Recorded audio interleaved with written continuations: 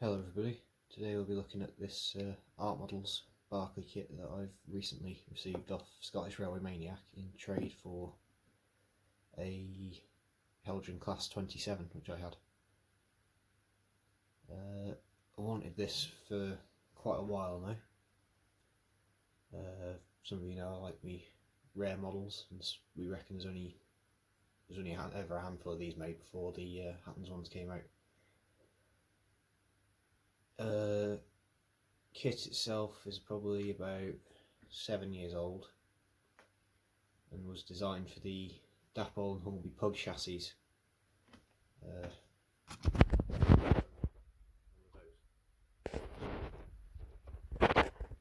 Scottish Railway Maniac built the loco itself, the kit, and I put a new motor in it, rewired it, new keeper plate on the bottom, and in the future I may fit slightly more detailed valve gear. So a couple more jobs to finish up on it. I've got to finish off the cab handrails, fit a loco crew, works plates, name plates, and eventually I'm going to line it out. I did have an attempt at doing that the other day, but I kept breaking the lining, so I need to order some more.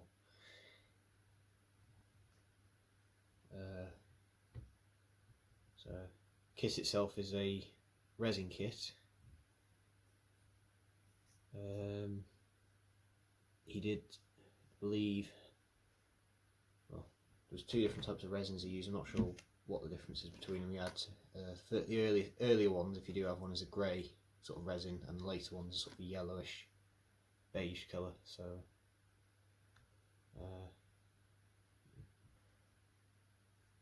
So this is a 14-inch Barclay, which is the sort of middle of the range of the 040s that they did.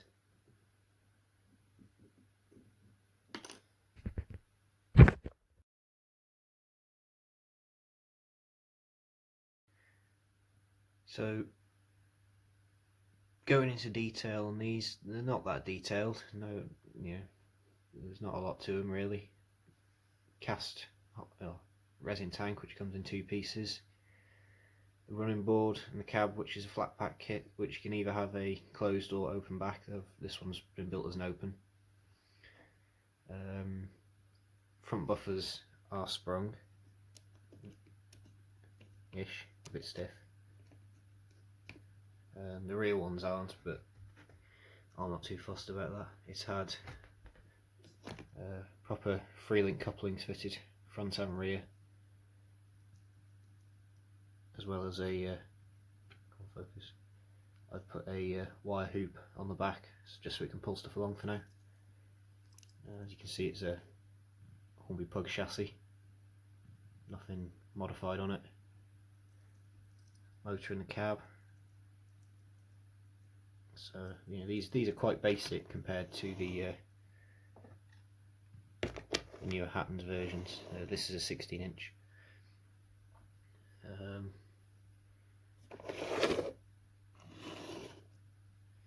Got it running quite well now.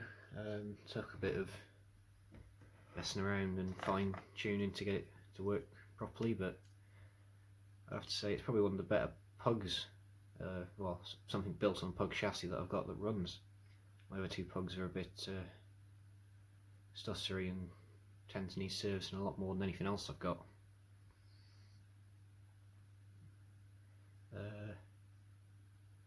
Not much else to really say about it at the minute. It's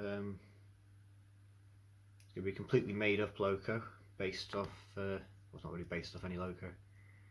We're going to have it as the works number, I think Scottish Railway Maniac says 1971. I'm not sure what year that would be. It's pre-war.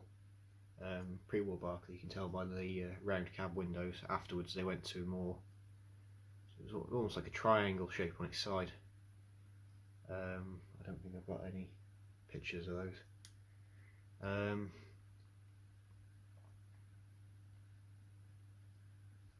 And it's also going to have on the side of the tanks, it's going to be named after Scottish Railway Maniac's fictitious heritage railway when he gets around to building a layout, Loch Glenmore.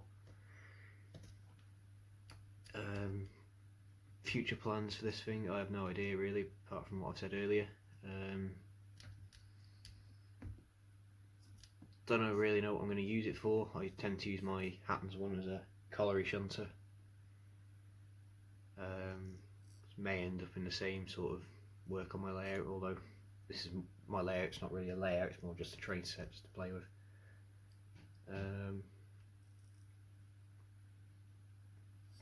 Spin this thing around, have a quick look at the back of it. I've got a bit of touching up to do because the cab didn't want to sit on this thing properly at all. So I've trimmed the back of the sound boxes here. So you can probably not even half a mil out of them, just to get the cab to sit properly. It's still not sitting 100% flat, but it's a lot better than it was. Don't want to do too much of these kits because, like I said, there's only a handful of them ever made.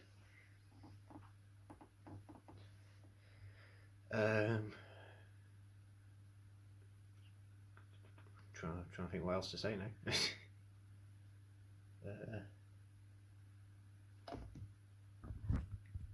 So going into detail on this a bit more, we've got separately fitted front handrails, side handrails, and I've started, like I said, to fit the side handrails. Let me just find something I can use as a pointer. Got the side handrails, cab handrails, need to fit the back ones. Separately fitted front box dart.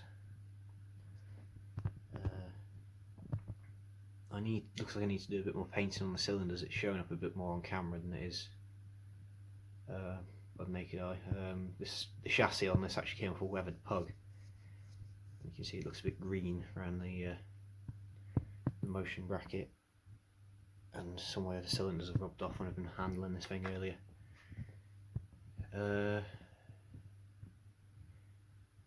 Might as well see how it runs in. Straight back to longer in my slightly messy layout.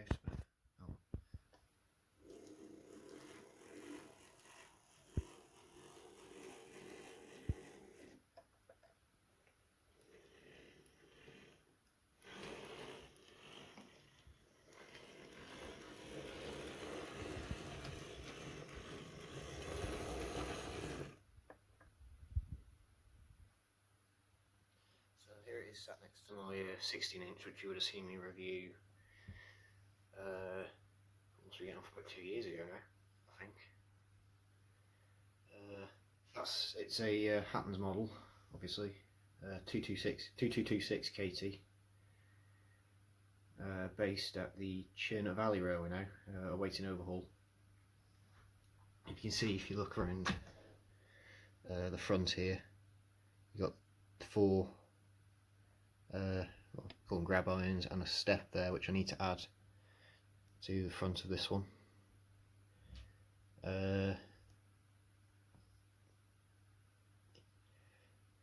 Need to add a whistle to the black one eventually. I might change the safety valves out for ones that look a bit more prototypical, like this one. Possibly a lamp on the front, like I've added to my Hattons one. Can't really see it here, underneath here, clack valves that I need to add eventually. Yeah, I mean, the art kits are quite basic but quite rare at the same time. I just like kit built locos, rare locos. So yeah, it's probably about it. I can't really think of anything else to say. I haven't actually spoken on YouTube in over a year now. So yeah, this has been Small Loco Guy, and I'll throw up a few pictures of Scottish Road Maniac building this loco that he sent me, and that's all for now, and I'll see you in the next video. Hopefully it won't be too long, but going off current situations around the world, I've not got much else to do really. Can't go anywhere. got some models that I'm doing. That's about it. I might show those off. The layout at home, I'm at my nan's house at the minute. Not really changed much at all in the last, I don't know how many months it is since you've seen it, probably over a year now. I didn't do anything with it for a very long time. I got other projects on the go. Stuff at Llangollen, stuff at Tannock Valley. You may see some stuff from the Tannock, more stuff from Tannock in the future once we get round to finishing it, but I can't really say what it is at the minute. So yeah, I'll see you all in the next video.